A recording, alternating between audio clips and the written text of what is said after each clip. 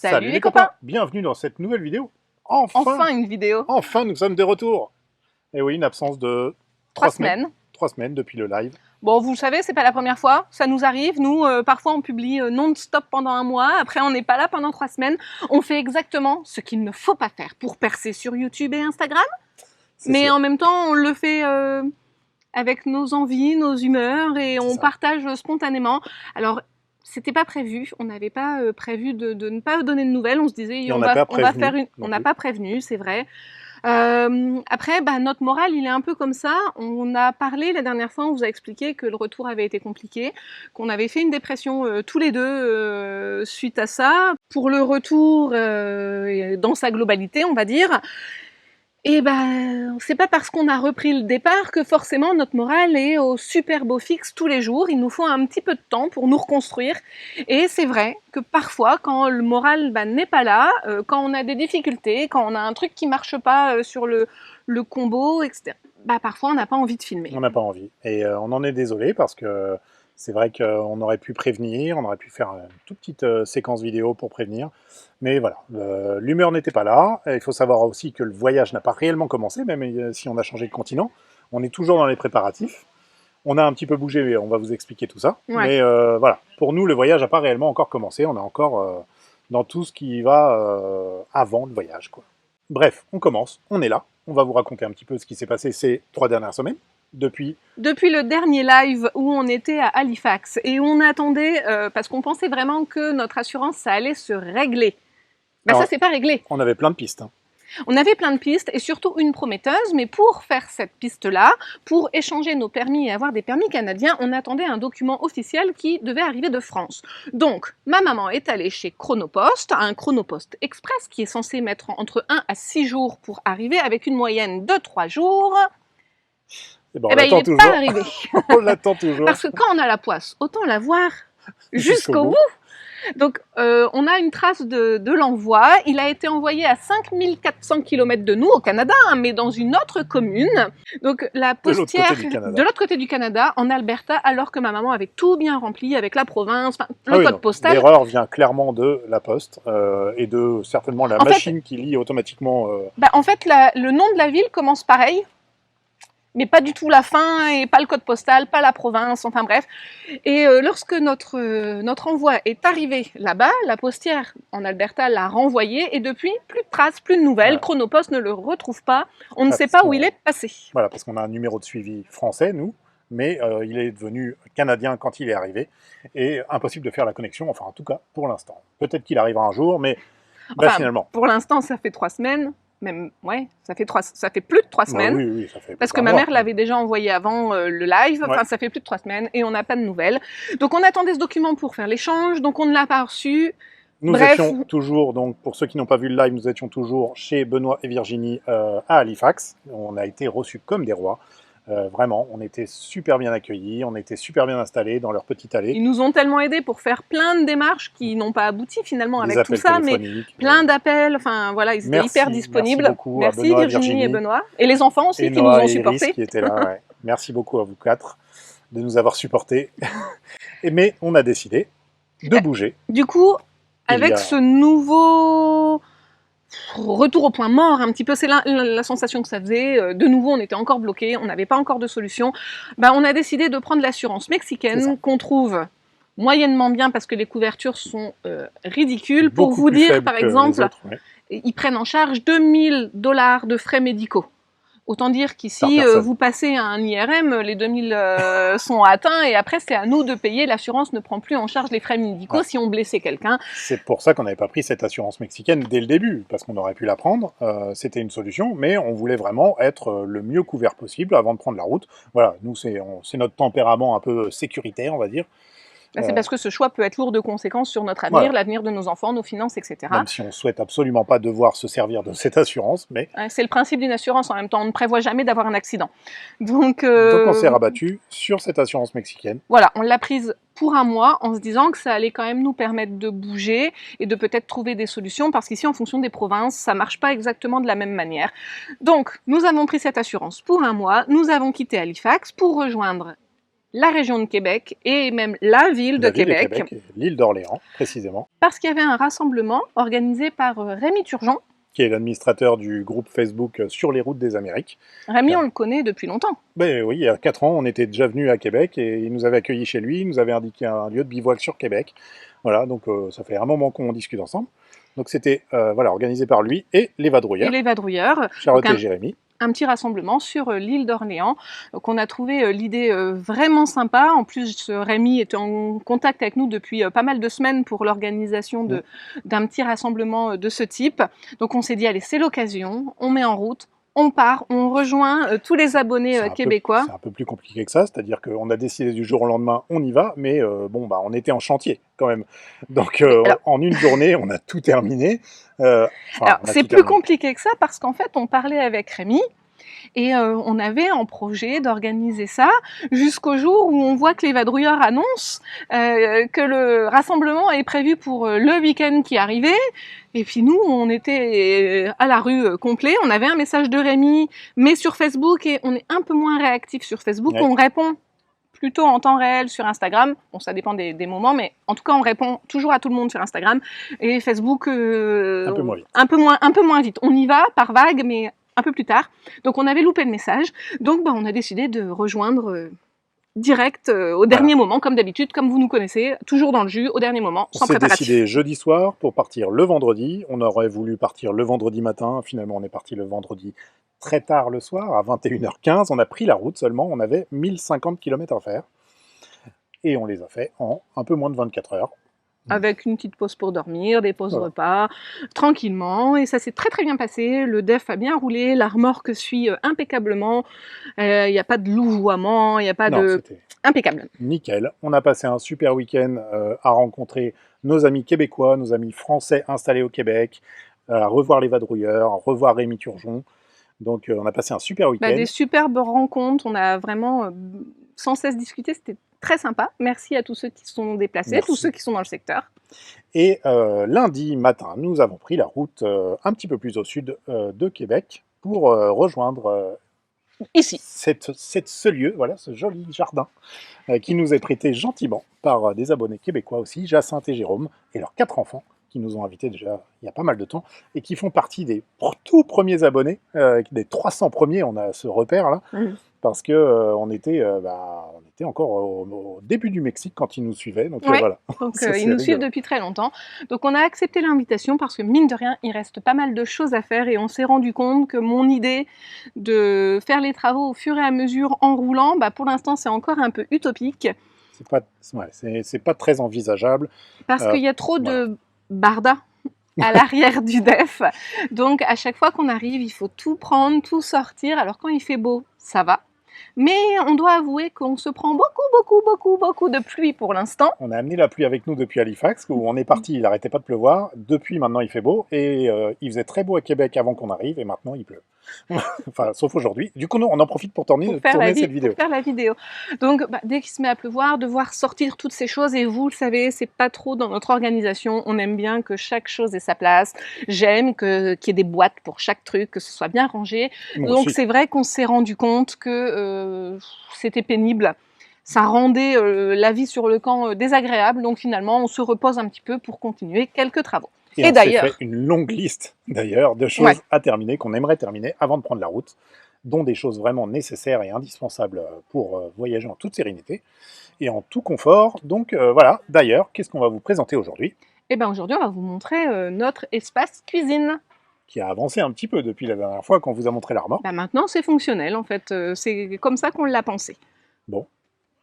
Allez, c'est parti pour cette présentation de la cuisine. Donc notre cuisine s'étend sur tout le côté droit de la remorque. Donc, la cuisine principale, c'est ceci. Tadam! Alors ça s'organise comment? On arrive à avoir absolument tout ce qu'il nous faut pour notre vie de tous les jours. Donc avec toutes nos poêles, casseroles, il y en a d'autres dedans, couvercles, nos saladiers, égouttoirs, dessous de plat, les maniques, parce que nous ne l'avons pas encore, mais nous envisageons d'avoir un four qui va aller sur notre réchaud. On vous le montrera quand on l'aura trouvé. Du coup, on a aussi les plats pour aller au four. Bouilloire, cafetière, encore des épices, verre, bol, mug, les assiettes, les ustensiles, les grands couteaux pour la cuisine. Là, c'est un petit peu le fourre-tout. Alors, les ciseaux, les crasse-purée, les économes, les pailles, enfin, toutes ces choses sont là. Et les couverts. Donc, petit, mais fonctionnel. Alors, à terme, on voudra mettre toutes des boîtes ici. L'étagère a été faite justement, calculée pile poil par rapport à ces boîtes-là, que nous avons déjà, mais qui sont restées en France et qu'on envisage de récupérer un de ces quatre. Ici, on a une partie consacrée à notre tableau de contrôle, à toute la gestion de notre électricité, mais on a, je trouve, vraiment bien réussi à se débrouiller parce que ça prend peu de place. Sur tout ce côté, en fait, on garde énormément de place de rangement. Alors ensuite, il y a quand même de la technique.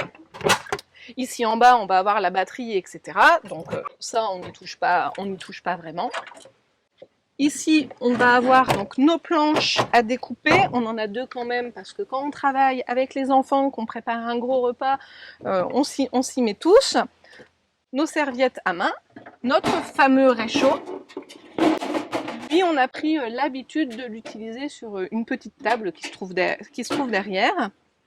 Et du coup, on avait un espace ici, un petit peu perdu, un petit peu inutilisé avec la configuration que nous avons faite. Donc sous le réchaud, on a une trappe qui nous permet de stocker plein de choses.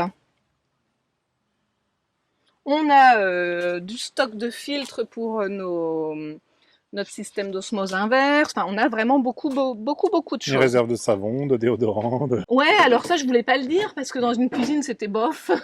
Mais C'est caché effectivement, en dessous. on s'est caché en dessous avec des réserves de savon, de déodorant, tout ça. J'arrive. Ça sent les crêpes beurre sucre. Ce sont le chamallow grillé, je crois, non? J'ai faim. Alors, pour ceux qui connaissent bien cette remorque, ou ceux qui ont en tête la première présentation lorsque nous l'avons reçue, vous avez peut-être remarqué que nous avons changé le système parce qu'ici, il y avait des vérins. Des vérins qu'on trouvait, c'est un avis vraiment personnel que je donne là, je critique pas le système, je donne mon avis, des vérins que je trouvais inutiles parce qu'en fait, c'était des vérins qui poussaient. Donc quand on ouvre la porte, ça pousse, mais finalement, ça ne faisait pas un amorti pour venir la poser ici ou pour aider lorsqu'on relève. En fait, c'est au contraire, il poussait. Donc c'était dur à fermer. Ouais, c'était limite un peu plus lourd que quand elle est comme ça, puisque les vérins poussaient en plus. Et pourquoi nous avons voulu retirer les vérins? Parce qu'en fait, ici, ça tombe bien, on est sur une petite bosse. Donc j'ai plus de facilité à accéder au loin, mais c'est quelque chose que j'avais déjà abordé dès la première vidéo de la remorque, quand on la recevait, où je disais que je n'arrivais pas à aller jusqu'au bout. Donc en fait, c'était une volonté d'enlever les vérins pour pouvoir avoir un système comme celui-ci.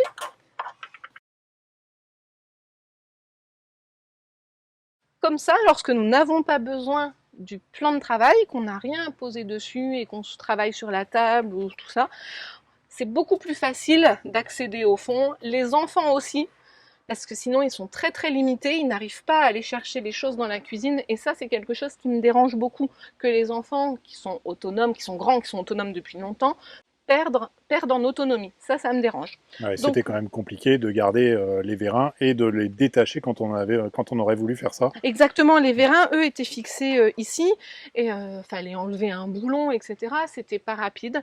Donc finalement, on a trouvé de la corde qui supporte largement le poids de la porte, plus des choses posées dessus, et ça nous semblait mieux comme ça, en fait. Fonctionnel, ouais. Ça nous semble plus fonctionnel. Donc on aime beaucoup la possibilité de profiter ou non de ce plan de travail. Bon, la cuisine s'étend alors? La cuisine s'étend, j'ai dit qu'elle faisait tout le côté, ça ne s'arrête pas là. Notre frigo. Je vais l'ouvrir, Doudou. Tu vas être du mauvais côté. Si je l'ouvre. Ah oui. notre frigo, un frigo de 130 litres, non 140, dont un petit congélateur. Dont le petit congélateur ici, mais assez profond pour mettre des Mr Freeze géants du Canada. Donc vous pouvez imaginer que les enfants sont très contents. On en est super content parce que ça représente le même volume que ce qu'on avait dans Nestaman et on avait pris l'habitude, on s'en sortait très bien comme ça. Donc franchement c'est top. Et le plus, c'est d'avoir ce petit congélateur qui est assez confortable pour les enfants. Ils sont ravis en fait d'avoir ça. Alors je sais que c'est un choix peu courant dans ce genre de remorque. Très souvent, ce sont les espèces de glacières qu'on tire, qu'on met sur un rail éventuellement, qu'on viendrait tirer et aller piocher dedans. Mais avec ce même souci que les enfants puissent conserver leur autonomie, on a fait des tests et les grandes glacières, mine de rien, elles arrivent, pour qu'elles passent au-dessus, ça arrive assez haut. Et même moi, je me retrouvais avec que le bout du bras qui rentrait dedans à ne pas pouvoir aller jusqu'au bout, ou alors après il faut des systèmes qui s'inclinent ou qui descendent. Donc on a fait ce choix-là. On trouvait ça moins pratique aussi pour aller chercher des aliments qui sont au fond, tu es obligé de sortir les premiers. Voilà, on trouvait ça moins pratique. C'est ça, c'est vrai que on voit moins souvent sur ce genre de remorque tout-terrain un frigo comme ça, mais nous on préférait partir sur ce frigo qui équipe souvent les fourgons, les bateaux. Mais comment il tient? Parce que tu l'as dit, tout-terrain. Ah, il est fixé notre frigo. On a bloqué les pieds. Comment appeler ça? Hein? Comment on appellerait ça? Dans des petites cales de bois. Dans des morceaux de bois qu'on a fixés où le pied est juste ajusté où il tombe dedans. Et en plus, on a une sangle qui le maintient vers la gauche parce qu'on avait rajouté des petits morceaux de polystyrène ici. Donc une sangle qui le pousse par là et une sangle qui le pousse vers en bas. Donc on peut faire du tout-terrain. Il ne bougera pas du tout. Oups, j'ai accroché mon micro. L'extension de la cuisine pour avoir un grand salon continue. Cette séquence suit Nathéo depuis 2018. Extension pour avoir un grand salon. Notre petite astuce, nous avons prévu d'avoir notre évier ici. Les robinets qui sont là. Donc toujours le même principe que dans Nestaman, l'eau potable, l'eau normale. Alors, et même dans Schtroumpf. Même dans Schtroumpf, on avait ça. On voulait ce système-là, avec cette gâchette, pour pouvoir utiliser le moins d'eau possible. Il n'y a pas d'eau. Il faut allumer le robinet. Faut allumer le robinet. On voit que ça fait pas longtemps que c'est installé. Hein. Oui. Faut ouvrir le robinet plutôt. Oui, ouvrir le... faut ouvrir le robinet.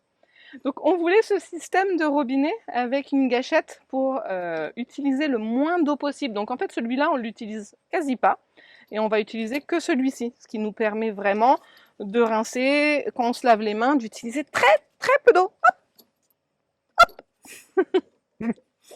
Et par contre il y a un petit peu de manipulation puisque l'évier lui ne reste pas en permanence. Il est rangé dans le coffre.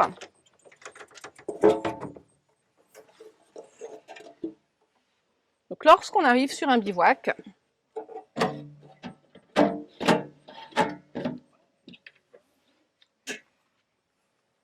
il faut le mettre. Il faut mettre son système de bonde au bout. Il faudra le raccorder au réservoir d'eau grise. Donc ça, c'est un petit peu de travail. Ça va nous prendre à chaque fois genre 5 minutes. Mais on est super contents, ce qui nous fait une immense cuisine sur tout le côté droit, avec même la poubelle qui vient s'accrocher sur le coffre. Donc franchement, une cuisine immense, plus grande que dans Nestaman. Ça fait environ une semaine que la cuisine est fonctionnelle comme ça et on est super contents. Ce qu'on a imaginé, ça marche en fait. Ça correspond à nos besoins sur notre vie sur le camp. Donc franchement, ça marche bien. Et on a un autre endroit qui est le garde-manger, on va dire, parce que oui, il y a tout ça dans notre remorque. On a aussi un garde-manger.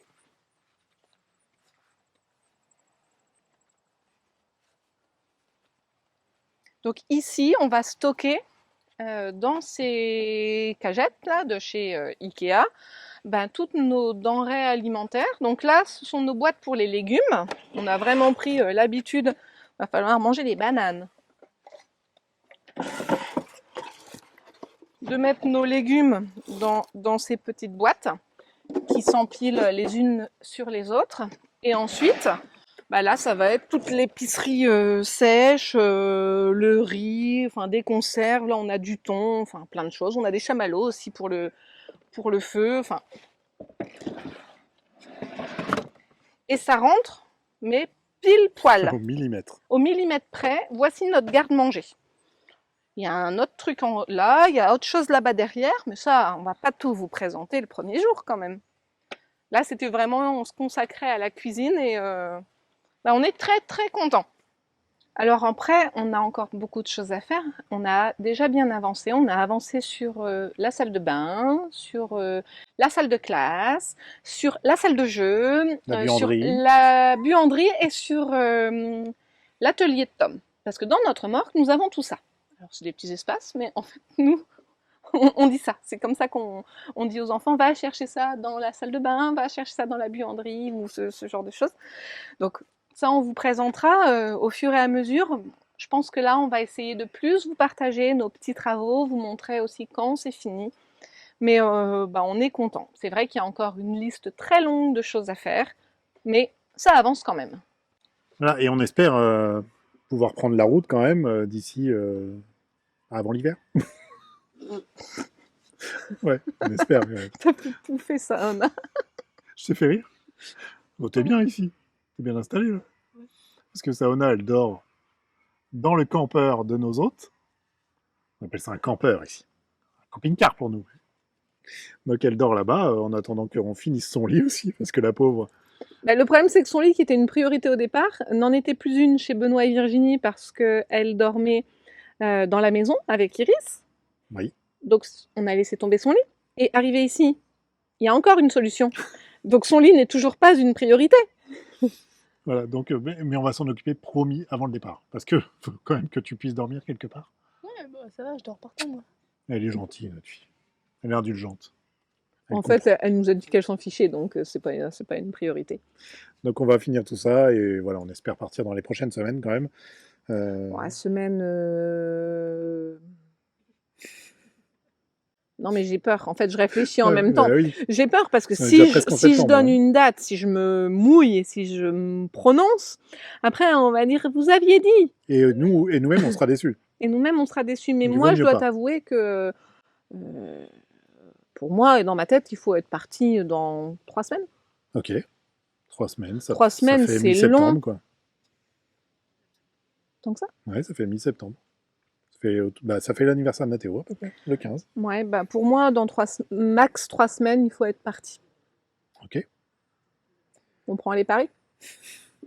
Enfin, cette fois-ci, on va essayer d'être plus présent, de plus vous partager tout ça, parce qu'on a bien entendu ce que vous nous aviez dit, que même si c'était encore des vidéos de travaux, c'était pas grave, ça vous dérangeait pas, parce que vous vouliez suivre l'avancée du projet. Vous avez été tous tellement adorables, donc merci beaucoup. Tous pour la plupart. Non, on va dire 99, je sais pas combien, mais... Mais vraiment, merci beaucoup pour tous vos messages de soutien et d'encouragement. Ça nous fait vraiment chaud au cœur. Merci. D'ailleurs, on va peut-être continuer de répondre aux questions comme on le faisait. Donc c'est parti, on répond à vos questions.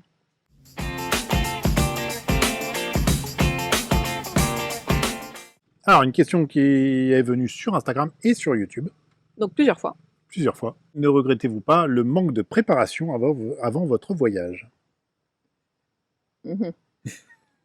Alors, je dirais pas qu'on a manqué de préparation, parce que on sait exactement ce qui va être fait dans la remorque. Tous les plans sont dans nos têtes. Tout est pensé. Tout l'aménagement est déjà décidé. Enfin, il y a plein de choses. Il y a un chauffage qui revient par-dessus, qui va souffler ici quand on met les parois latérales de l'auvent.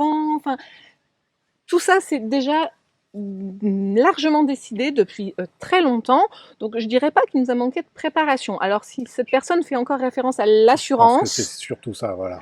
On a déjà expliqué en long et On a déjà expliqué en long, en large et en travers qu'en fait, c'est un changement qui vient de s'opérer, donc non, on ne pouvait pas l'anticiper, ce changement, parce que normalement, prendre une assurance, ça prend 20 minutes, c'est juste une formalité. Donc, si ça fait référence à ça, bah ouais, si vous voulez, ou pas, enfin je sais pas, mais pour nous, c'est pas un manque de préparation. On regrette pas le manque de préparation. Après, on a manqué de temps pour être vraiment totalement prêt avant de partir. Mais c'est aussi parce qu'on a mis du temps à démarrer cet aménagement, réellement. Parce que justement, il a été très préparé. Très préparé, voilà. Trop préparé, peut-être. Peut-être, mais pour l'instant, tout fonctionne. Pour l'instant, on ne s'est pas planté sur nos besoins, sur ce qui a été étudié en amont. Donc oui, c'est vrai, on est plus lent que la moyenne, il n'y a pas de souci, on le reconnaît volontiers. C'est sûr. Mais ouais, ce qui nous a manqué, c'est vraiment un temps pour finaliser tous ces travaux, quoi. Voilà, c'est ça.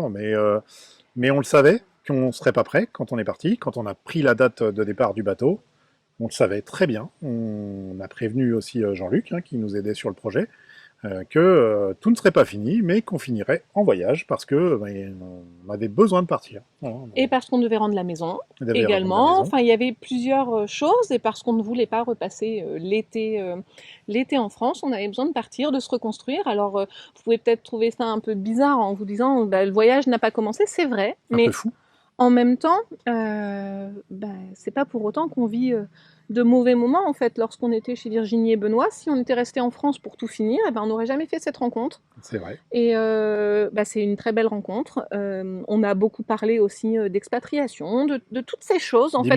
D'immigration. Peut-être qu'un jour, on sera concerné, j'en sais rien. Peut-être que ce sont des rencontres comme ça qui se font, je sais pas, c'est le destin, appelez ça comme vous voulez, le karma ou ce que vous voulez.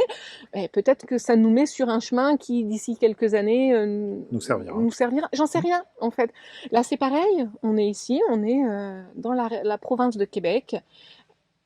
On est chez Jacinthe et Jérôme, on est extrêmement bien reçus. En tout cas, une chose est sûre, c'est qu'à chaque fois, nos enfants ne s'ennuient pas. Alors, il ne faut pas s'inquiéter pour eux. Ouais, d'ailleurs, ils ne sont pas là, les garçons. Non, il y a que Salona avec nous, là, parce que ils sont en train de jouer. Ils se sont fait un super copain ici, avec Julien. Ils s'entendent vraiment très très bien. Ils font plein de choses. Ils ont construit un arc, des flèches. Il est là, d'ailleurs. Enfin, ils s'occupent. Avec du bois d'érable. Zut, il est coincé. Il est coincé sur le toit. Voilà, ils s'occupent, ils font des travaux manuels, ils font beaucoup de vélo. Des jeux de société, ils vont à la piscine, c'est une piscine accessible à côté. Enfin, les enfants vont très bien, donc finalement, on ne regrette absolument pas ce choix d'être partis parce que nos enfants sont comme en vacances. Ici, ouais. Donc c'est bien plus sympa que lorsqu'ils étaient enfermés un petit peu à rien faire parce qu'on n'était pas assez disponible pour eux. Là, ils sont comme en colo de vacances avec des copains. Là, le rythme est bien moins soutenu aussi depuis qu'on est arrivé au Canada pour nous, pour l'aménagement, pour les travaux. Peut-être qu'on devrait avoir un rythme plus soutenu. En fait, on avancerait plus vite. Oui, mais on se repose un peu plus au moins. Ouais, là, on dort un peu plus, ça se voit. Ça se voit sur nos cernes, je crois. Non, mais voilà, il n'y a pas de regret d'être parti. Ce sont que des belles rencontres. Oui, les véhicules sont pas prêts. Bah oui, on le savait. Mais c'est pas grave. Non, c'est pas grave. C'est pas grave parce que petit à petit, les choses qu'on fait nous-mêmes ici, on en est fiers. Ça nous permet de vraiment nous rendre compte dans quel confort on va être pour ce voyage, parce qu'il y en a beaucoup qui ont peur pour notre manque de confort, etc. Mais je pense vraiment que malgré le fait de vivre à l'extérieur, on va avoir tout le confort nécessaire finalement, et parce qu'on voulait vivre à l'extérieur. Et en plus de ça, on va avoir un intérieur à l'extérieur. Wow. Ça, on le présentera un peu plus tard. C'est profond, ça. Il faut te suivre. Hein. Attends, Jean-Claude Van Damme sort de ce corps. Ouais. Ok, c'est mieux. Bref. Bon, je m'arrête de parler. Okay. C'est plus clair quand tu parles, en fait. Enfin, voilà. Donc, pour répondre à cette question, non, pas de regret.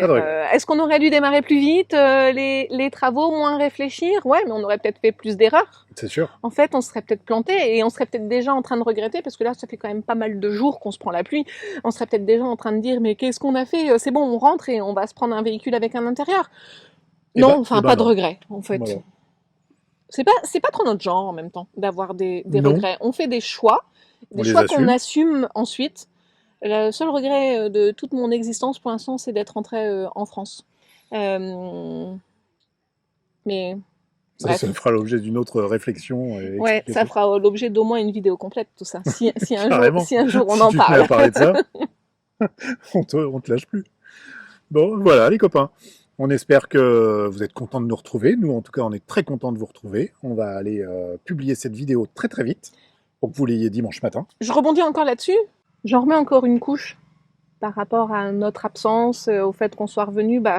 Maintenant, ceux qui nous suivent depuis longtemps, vous commencez à savoir qu'on fonctionne comme ça. Et ce que je veux dire, en remettant une couche, c'est vraiment que quand on partage, c'est parce qu'on a envie. Et ça nous fait vraiment plaisir de partager quelque chose avec vous.